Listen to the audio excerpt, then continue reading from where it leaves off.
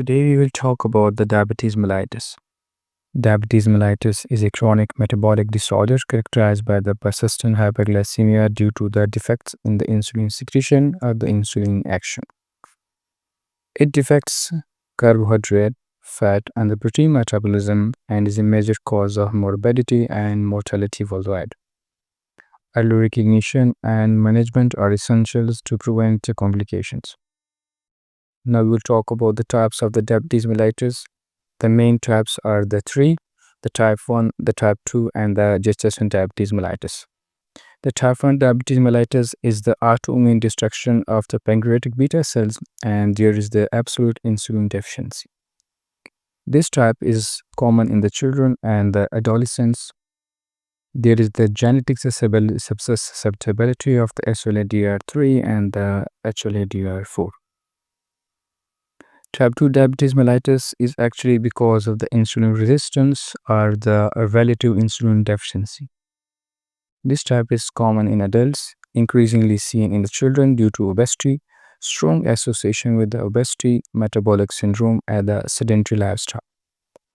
The third type is the gestational diabetes mellitus. Hyperglycemia, first recognized during pregnancy, is the gestational diabetes mellitus. Increased risk of macrosomia and the future diabetes mellitus type 2 in mother and child. Other specific types are the monogenic diabetes, the secondary diabetes just because of the pancreatitis, or the drugs like steroids, endocrinopathies such as the Cushing's and the acromegaly. Now we'll talk about the simple pathogenesis of the type 1 diabetes mellitus and the type 2 diabetes mellitus. The type 1 is an autoimmune destruction of the pancreatic beta cell, usually triggered by the genetic susceptibility HLA-DR3 and the HLA-DR4, which is the genetic condition, and environmental factors like viral infections, loss of beta cells. And as loss of beta cells occur, there's the absolute insulin deficiency leading to the hyperglycemia, increased lipolysis, and the ketone bodies production. The type 2 diabetes mellitus results from the insulin resistance in the peripheral tissues, muscles, liver, and the fat, combined with the progressive beta cell dysfunction.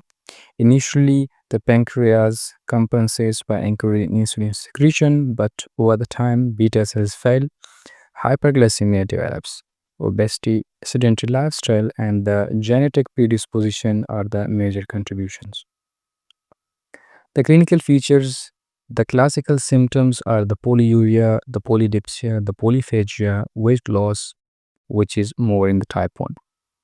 Other signs including fatigue, blurred vision, recurrent infections, delayed wound healing. In the chronic cases, the signs are the acanthosis nigricans, and insulin resistance, and the diabetic dermopathy. The risk factors, including family history, autoimmunity, and the viral triggers, and in the type 2, the obesity, the sedentary lifestyle, the age more than 45 years, the family history, hypertension, dyslipidemia, and the polycystic ovarian syndrome in a woman. In the gestational diabetes mellitus, the obesity, previous history of the gestational diabetes mellitus, advanced age, and a family history of the diabetes is important. The complications of the diabetes mellitus in the acute, including diabetic ketoacidosis, which is known as the DKA, mainly in the type 1 diabetes mellitus, and in the type 2, the acute complication is the hyperosmolar hyperglycemic state. And in the chronic complication, there are two main types. One is the microvascular and the second is the macrovascular. In the microvascular, there is a retinopathy, nephropathy, and a neuropathy. And in the macrovascular, there are the coronary artery disease, stroke, peripheral vascular disease, other complications including foot ulcers, infections, gastroparesis, and the erectile dysfunction. Now we'll talk about the simple treatment options. The first and the very important is the lifestyle modifications, including diet, exercise, and the weight control.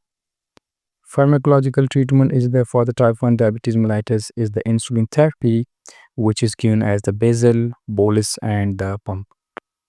In the type 2 diabetes mellitus, the pharmacological treatment options include metformin, which is the first line, then the sulfonylureases, then the DPP4 inhibitors, GLP-1 agonists, and the SGLT2 inhibitors.